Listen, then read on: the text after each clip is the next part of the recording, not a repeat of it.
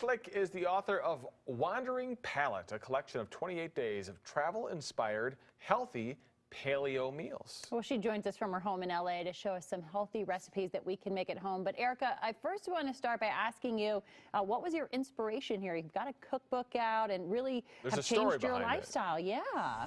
There's a long story behind it. So I became sick with Lyme disease in 2012, and diet was one of the first things that I changed in order to start my recovery and get better. I was actually also diagnosed with celiac disease before I even knew it was Lyme disease. So I changed my diet to be a very clean diet, mostly eating paleo food. So I stick to organic, grass-fed meats, wild fish, and lots of healthy vegetables. And so even today, I've been in remission for about 3.5 years now, and diet is still a huge component of that. When I eat clean, I stay healthy, I feel good, and so it really proved to me that diet is such an important piece of our health and life. That's awesome. We're glad to hear that that you're doing well in terms of dealing with Lyme disease. So what are you making for us this morning? I'm assuming this is a paleo dish from the cookbook? This is one of my favorite recipes from my cookbook. So I'm going to be making my shaved Brussels sprout salad.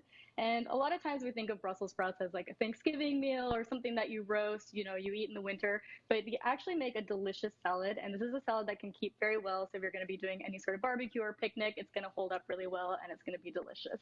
All right. So you're not cooking them. How do you prepare them? So it's pretty simple. I use my food processor and I shave them. So you want to get them to be kind of like a thin, but still hold their texture a little bit. And if you don't have a food processor, you can do it with a knife. It's a little bit of a workout, but we can all use a little extra exercise right now. Got the time, so. Exactly. So I'm going to start by showing you how to make the dressing. And the dressing is what really ties the salad together. So we're starting with ½ a cup of olive oil. And I've got the juice of about 2 lemons. This is about ½ a cup of fresh lemon juice. And I've got lemon zest from one of my lemons that I used.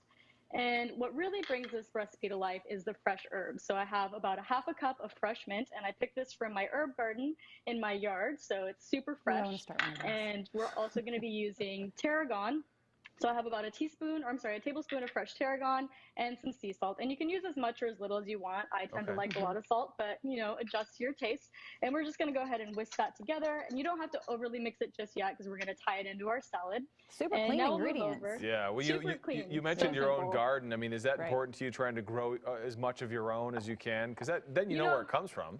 Exactly. And it kind of started off as one of our quarantine projects about 6 weeks ago. Oh, you too, and our garden has totally flourished. So it's been pretty awesome to just be able to go outside and pick those fresh herbs and use them in all my recipes. So now we're going to put together the salad. So we've got our Brussels sprouts, and I have about ½ a cup of slivered almonds. And this is going to give it a nice crunch.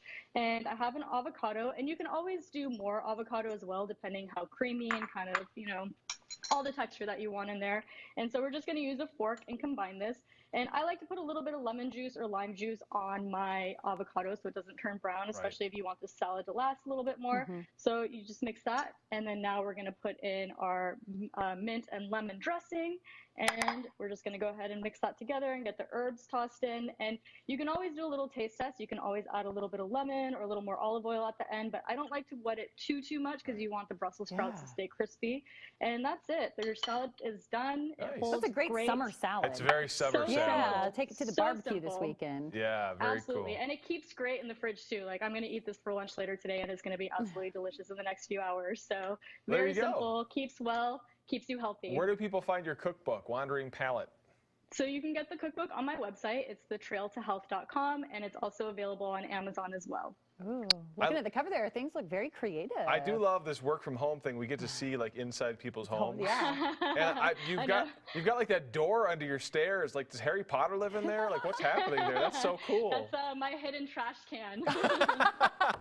When they built this house, they remodeled the whole house. It's actually a 100-year-old house, but they remodeled it, and they basically rebuilt the whole thing, and they use every single last corner and little space in this house. So the renovation looks great. That's a beautiful house. Yeah, very cool. Thank you. Well, thank you for joining us and sharing that with us. Cool recipe. Could be a good recipe for, like you said, that barbecue if you're hanging out with family this weekend. Well, speaking of barbecues, if